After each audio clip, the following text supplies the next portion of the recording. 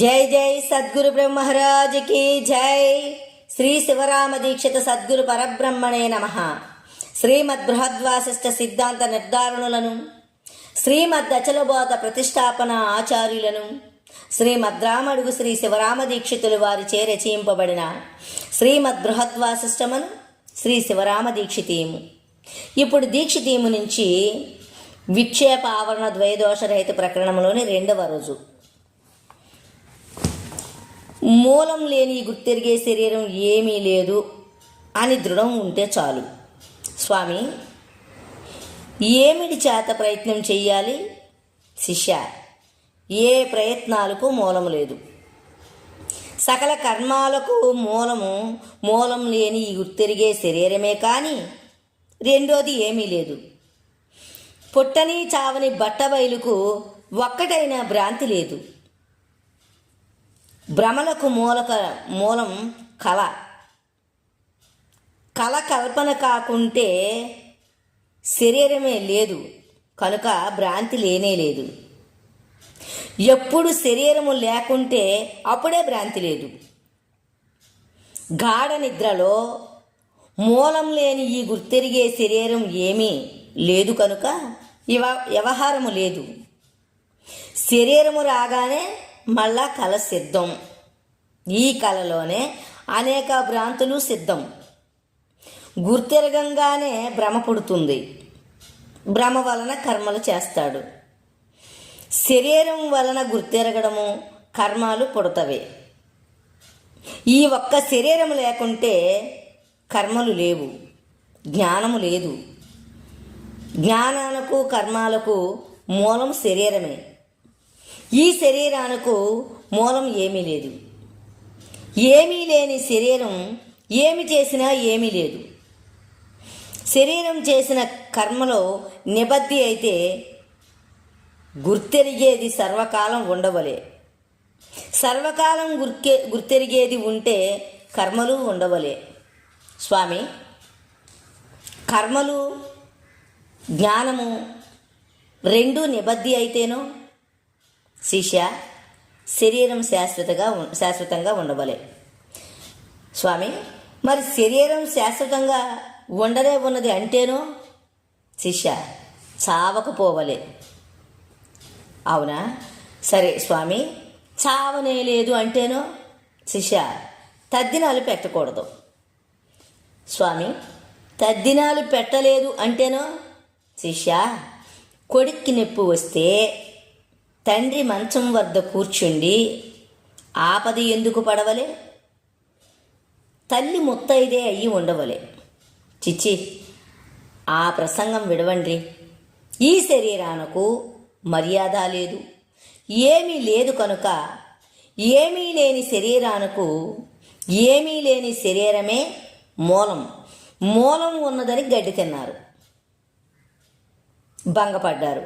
ఈ శరీరానికి మూలం ఉన్నదని అందరూ మురిగే మాత్రమే కానీ ఎవ్వరి మాట ముందరపడదు.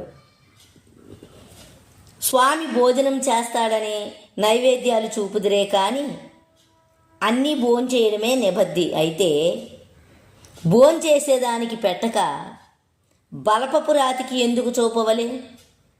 కేవలము నల్ల శనప గుండుకు ఎందుకు చూపవలే? కట్టెకు ఎందుకు చూపవలే?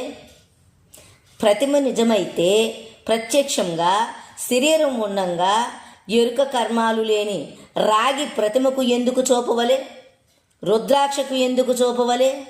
శరీరము లేనిది అని, మొండిది అని ఎవరికి తెలియక శరీరాన్ని దొరికించుకుంటారు. శరీరాన్ని గూర్చి జన్మభ్రాంతి, కర్మభ్రాంతి తగిలింది.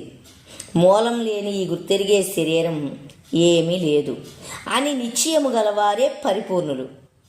మూలం లేని ఈ గుర్తెరిగే శరీరం ఏమీ లేదు అని ఎలాగంటే అలాగ నడిస్తే వారికి శరీరం ఉన్నది, అన్నీ విడిచినా ఉన్నది. కొన్ని దొడ్డవి, కొన్ని చెడ్డవి అని మంచివి గ్రహించి చెడ్డవి విడిచిన వారికి మరీ గట్టిగా ఉన్నది. స్వామి, అలాగైతే మరి ఎలాగ నడవాలి?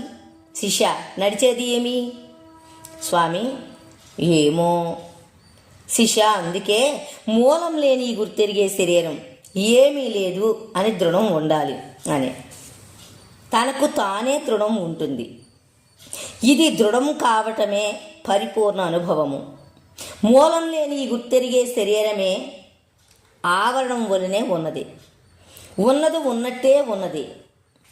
ఈ ఆవరణము వేసేవారే కానీ తీసేవారు లేరు. లేనివారు అయితే లేకుండా చేస్తారు. ఉన్నవారు అయితే మూలం లేని ఈ గుర్తెరిగే శరీరానికి దర్వాజాకు తాళం వేసినట్టు వేస్తారు. నోట్లో మంత్రం వేసి చేతిలో యోని ముద్ర చూపుతారు. ఇంతేకాని ఉన్నది ఉన్నట్టు ఎవ్వరు సూచన చెయ్యరు. మొద్దులకు ముందర పెడితే భోంచేస్తారు. భోంచేసినట్టు అనుభవం. మూలం లేని ఈ గుర్తెరిగే శరీరం చేత అనుభవం కావాలనని అందరికీ అభిలాష కద్దు.